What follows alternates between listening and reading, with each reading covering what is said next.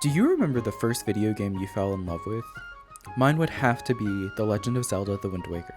I'm a 2000s kid, so some of my earliest memories are playing my GameCube with my older brother.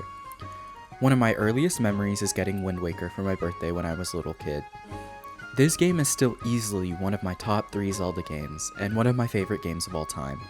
Fast forward years later, and here I am at 21 finding a movie that is fascinatingly similar. Animal Treasure Island is a 1971 Japanese anime film that was adapted from Robert Louis Stevenson's 1883 novel Treasure Island and was produced by Toei Animation. So let's get into it.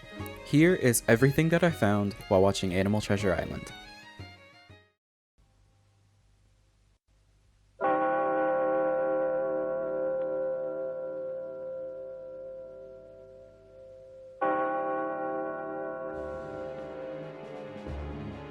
As the film begins, we are introduced to an island on which the main character lives.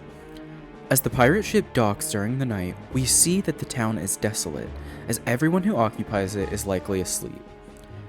In Wind Waker, when Link and the King of Red Lions sailed to Windfall Island in search of the pirates for information on Jaboon, they arrive at the normally happy island, which is now shrouded in clouds during a thunderstorm.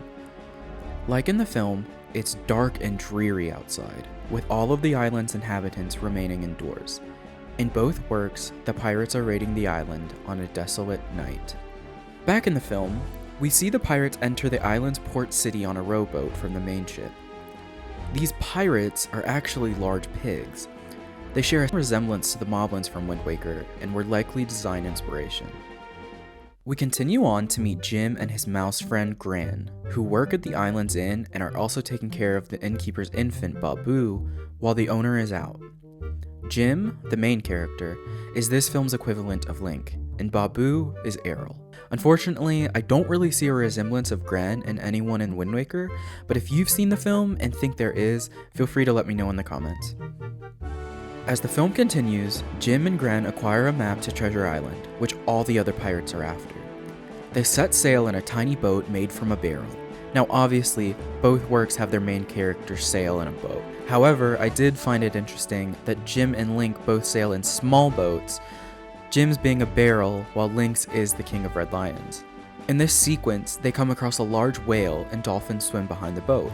In Wind Waker, Link can find himself face to face with the big octos, and sharks will swim alongside the boat before attacking. Jim, Gran, and Babu are all captured by the pirates while out sailing. This pirate crew is made up of different animals, while Tetris is full of funny looking characters. Jim and Gran are forced to do chores, but Jim's retaliations gets him struck with a whip by the fox pirate. This is the first time I caught on to the large amount of violence in this film. This is more of an analyzation that I made, but I find it interesting that this cute animal pirate cartoon is so full of violence. Seriously, there are scenes of characters trying to stab others, drug them, and just physical violence in general. But I did find it interesting that Wind Waker has its cartoonish, cel-shaded graphics, but has the most violent ending in the series, with Link stabbing the Master Sword into Ganondorf's head. While Jim and Gran must work, Babu is taken care of by the walrus on the crew. In Wind Waker, there's a big difference in the sense that Tetra and her crew are allies to Link, whereas in Animal Treasure Island they are villains. However, like Babu, after Errol is rescued from the Forsaken Fortress, Tetra and the pirates take care of her on their ship while Link continues his adventure. When the pirate ship arrives to Pirate Island, Captain Silver, the film's equivalent of Ganondorf for the sake of this video, sells Jim and Gran to a slave merchant. Yeah, I told you this film was strangely dark.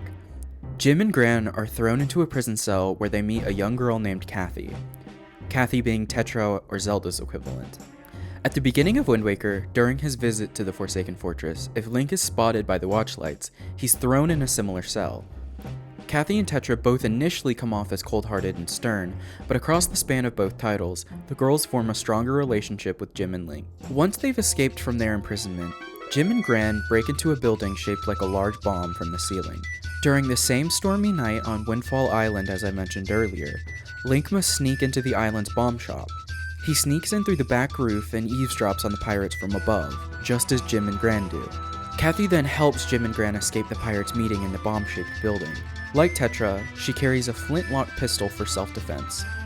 Kathy is later kidnapped on Captain Silver's boat with his crew, and Jim and Gran sneak back on. Jim and Gran hear pirates coming and jump into a barrel full of apples to hide. They don't walk around in it, but it did remind me of using barrels to sneak around the Forsaken Fortress and Wind Waker. Captain Silver is after the map and tries countless times to steal the map from Kathy, as Ganondorf's plan the entire game is to kidnap Zelda to get the Triforce.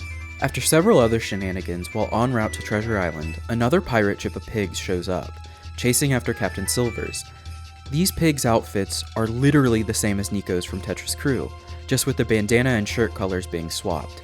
After the fight, a bad storm breaks out, breaking the ship into two halves.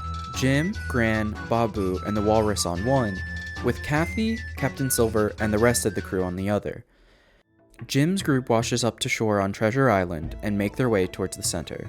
Kathy and Captain Silver make their way up the mountain in search of the treasure with Jim close behind. Captain Silver falls off of the side of the cliff they're walking on, but clings to it for safety. Kathy steps on his hands to make him fall, but he successfully gets back up. He slaps Kathy so hard she falls, as Ganondorf does to Zelda during the final boss fight of the Wind Waker. Jim catches up, now with a sword in hand, looking much more similar to our hero in green. The film comes to a close as Jim and Kathy outsmart Captain Silver by getting him washed away with the water that drained from the top of the island to reveal the treasure. Jim, Kathy, Gran, Babu, and the Walrus take over Captain Silver's ship and crew. While not quite the same, after Link and Zelda defeat Ganondorf, they float back to the top of the ocean, where Tetra's pirate ship awaits them.